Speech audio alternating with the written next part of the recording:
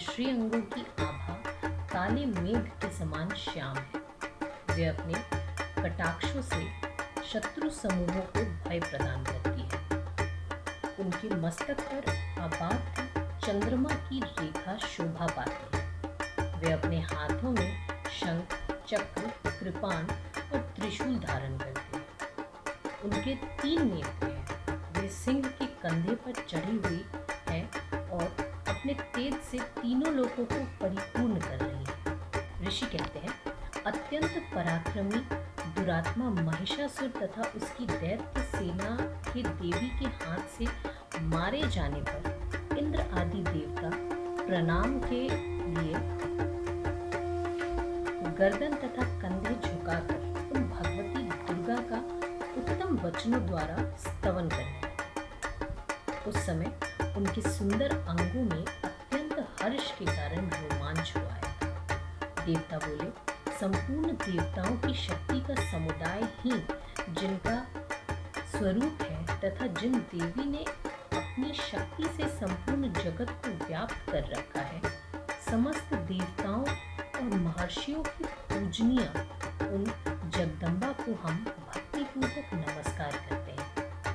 वे हम लोगों का कल्याण करें। जिनके अनुपम प्रभाव और बल का वर्णन करने में भगवान शेषनाग, ब्रह्मा जी तथा महादेव जी भी समर्थ रहे हैं। वे भगवती चंडिका संपूर्ण जगत का पालन एवं अशुभ भय का नाश करने का विचार करें। जो पुण्यात्माओं के घरों में स्वयं ही लक्ष्मी रूप से, पापियों के यहाँ दरिद्रता रूप से, शुद्ध अंतःकरण वाले पुरुषों की हृदय में बुद्धि रूप से, सत्पुरुषों में श्रद्धा रूप से तथा कुलीन मनुष्यों में लज्जा रूप से निवास करती है। उन आप भगवती दुर्गा को हम नमस्कार करते हैं। देवी, आप संपूर्ण विश्व का पालन कीजिए।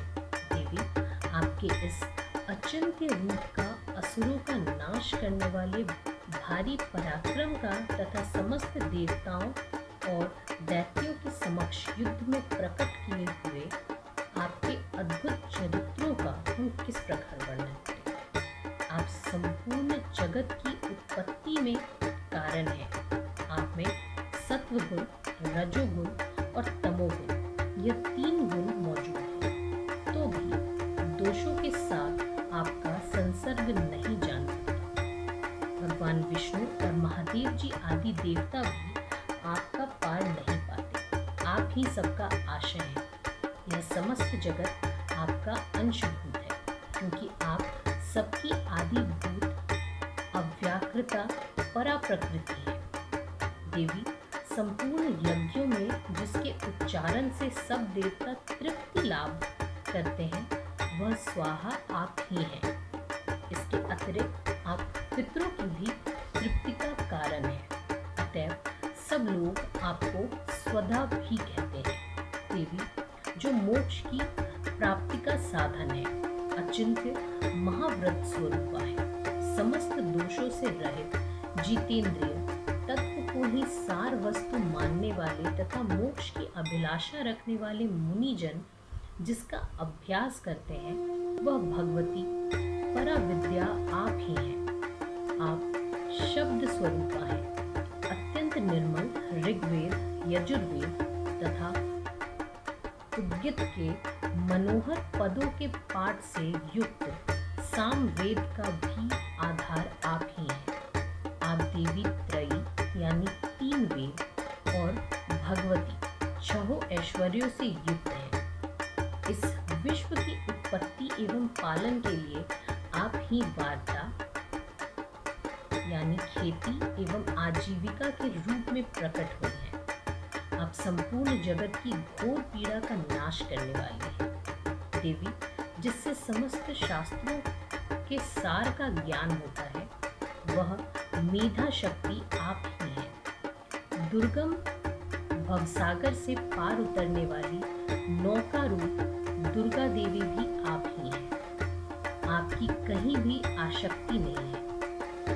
कैटब के शत्रु भगवान विष्णु के वक्ष स्थल में एकमात्र निवास करने वाली भगवती लक्ष्मी तथा भगवान चंद्रशेखर द्वारा सम्मानित गौरी देवी भी आप ही हैं। आपका मुख मंद मुस्कान से सुशोभित, निर्मल, पूर्ण चंद्रमा के बिंब का अनुकरण करने वाला और उत्तम स्वर्ण की मनोहर कांति से कमनीय है।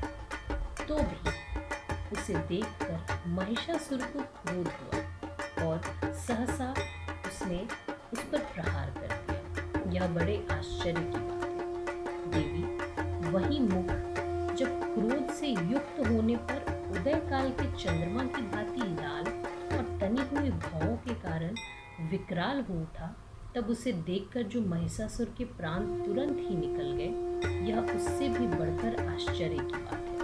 क्योंकि क्रोध में भरे हुए यमराज को देखकर भला कौन जीवित रह सकता है। देवी आप प्रसन्न हो, परमात्मा स्वरूपा आपके प्रसन्न होने पर जगत का अभ्युदय होता है और क्रोध में भर जाने पर आप तत्काल ही कितने कुलों का सर्वनाश कर डालती हैं। यह बात अभी अनुभव में आई है, क्योंकि महिषासुर की यह विशाल सेना क्षण भर में आपके कोप से नष्ट हो गई है।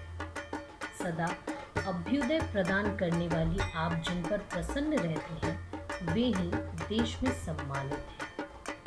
उन्हीं को धन और यश की प्राप्ति होती है। उन्हीं का धर्म कभी शिथिल नहीं होता तथा वे ही अपने हृष्ट पुष्ट स्त्री, पुत्र और भृत्यों के साथ धन्य माने जाते हैं। देवी आपकी ही कृपा से पुण्यात्मा पुरुष प्रतिदिन अत्यंत श्रद्धापूर्वक सदा सब प्रकार के धर्मानुकूल कर्म करता है और उसके प्रभाव से स्वर्ग लोक में जाता है। इसलिए आप तीनों लोकों में निश्चय ही मनोवांछित फल देने वाली हैं। माँ दुर्गे, आप स्मरण करने पर सब प्राणियों का भय हर लेती हैं और स्वस्थ पुरुषों द्वारा चिंतन करने पर उन्हें परम कल्याणमयी बुद्धि प्रदान करती हैं। दुख, दरिद्रता और भय हरने वाली देवी आपके सिवा दूसरी कौन है, जिसका चित्त सबका उपकार करने के लिए सदा ही दयाद्र रहता हो। देवी, इन राक्षसों के मारने से संसार को सुख मिले तथा यह राक्षस चिरकाल तक नरक में रहने के लिए भले ही पाप करते रहे हो, इस समय संग्राम में मृत्यु को प्राप्त होकर स्वर्ग लोक में जाए। निश्चित ही यह सोचकर आप शत्रुओं का वध करती हैं। आप शत्रुओं पर शस्त्रों का प्रहार क्यों करती है? समस्त असुरों को दृष्टिपात मात्र से ही भस्म क्यों नहीं कर देती? इसमें एक रहस्य है। यह शत्रु भी हमारे शास्त्रों से पवित्र होकर उत्तम लोक में जाए। इस प्रकार उनके प्रति भी आपका विचार अत्यंत उत्तम रहता है।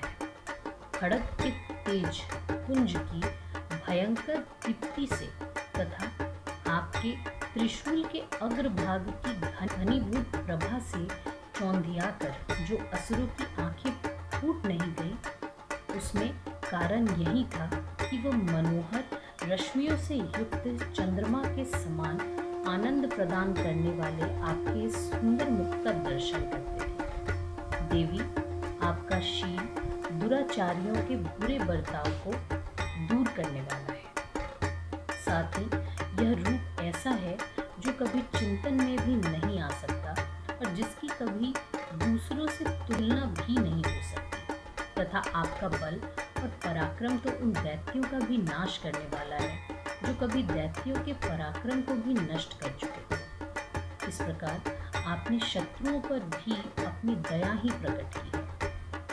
वरदायिनी देवी, आपके इस पराक्रम की किसके साथ तुलना हो सकती है तथा शत्रुओं को भय देने वाला एवं अत्यंत मनोहर ऐसा रूप भी आपके सिवा और कहाँ है। हृदय में कृपा और युद्ध में निष्ठुरता, यह दोनों बातें तीनों लोगों के भीतर केवल आप ही में देखी गई हैं। माता, अपने शत्रुओं का नाश करके इस समस्त त्रिलोक की रक्षा की है। उन शत्रुओं को भी युद्ध भूमि में मारकर स्वर्ग लोक में पहुंचाया है तथा उन्मत्त दैत्यों से प्राप्त होने वाले हम लोगों के भय को भी दूर कर दिया है। आपको हमारा नमस्कार है। देवी, आप शूल से हमारी रक्षा करें। अंबिके, आप खड़ग से भी हमारी रक्षा करें तथा घंटा की ध्वनि और धनुष की टंकार से भी हम लोगों की रक्षा करें। चंडिके, पूर्व, पश्चिम और दक्षिण दिशा में आप हमारी रक्षा करें तथा ईश्वरी, अपने त्रिशूल को घुमाकर आप उत्तर दिशा में भी हमारी रक्षा करें। तीनों लोकों में आपके जो परम सुंदर एवं अत्यंत भयंकर रूप विचरते रहते हैं, उनके द्वारा भी आप हमारी तथा इस भूलोक की रक्षा करें। अंबिके, आपके कर पल्लवों में शोभा पाने वाले खड़ग, शूल और गदा आदि जो जो अस्त्र हो, उन सब के द्वारा आप सब ओर से हम लोगों की रक्षा करें। ऋषि कहते हैं, इस प्रकार जब देवताओं ने जगन माता दुर्गा की स्तुति की और नंदन वन के दिव्य पुष्पों एवं गंध चंदन आदि के द्वारा उनका पूजन किया, फिर सबने मिलकर जब भक्ति पूर्वक दिव्य धूपों की सुगंध निवेदन की, तब देवी ने प्रसन्न वदन होकर प्रणाम करते हुए सब देवताओं से कहा। देवी बोली, देवताओं, तुम सब लोग मुझसे जिस वस्तु की अभिलाषा रखते हो उसे मांगो। देवता बोले, भगवती ने हमारी सब इच्छा पूरी कर दी है, अब कुछ भी बाकी नहीं है, क्योंकि हमारा यह शत्रु महिषासुर मारा गया। महेश्वरी, इतने पर भी यदि आप हमें और वर देना चाहती हैं, तो हम जब जब आपका स्मरण करें, तब तब आप दर्शन देकर हम लोगों के महान संकट दूर कर दिया करें तथा प्रसन्न मुखी अंबिके, जो मनुष्य इन स्तोत्रों द्वारा आपकी स्तुति करे, उसे वित्त, समृद्धि और वैभव देने का, साथ ही उसकी धन और स्त्री आदि संपत्ति को भी बढ़ाने के लिए आप सदा हम पर प्रसन्न रहें। ऋषि कहते हैं, राजन, देवताओं ने जब अपने तथा जगत के कल्याण के लिए भद्रकाली देवी को इस प्रकार प्रसन्न किया, तब वे तथास्तु कहकर वहीं अंतर्ध्यान हो गए। भूपाल, इस प्रकार पूर्व काल में तीनों लोगों का हित चाहने वाली देवी जिस प्रकार देवताओं के शरीर से प्रकट हुई थी, वह सब कथा मैंने कह सुनाई। अब पुनः देवताओं का उपकार करने वाली वे देवी दुष्ट दैत्यों तथा शुंभ निशुंभ का वध करने एवं सब लोगों की रक्षा करने के लिए गौरी देवी के शरीर से जिस प्रकार प्रकट हुई थी, वह सब प्रसंग मेरे मुंह से सुनो। मैं उसका तुमसे यथावत वर्णन करता हूँ।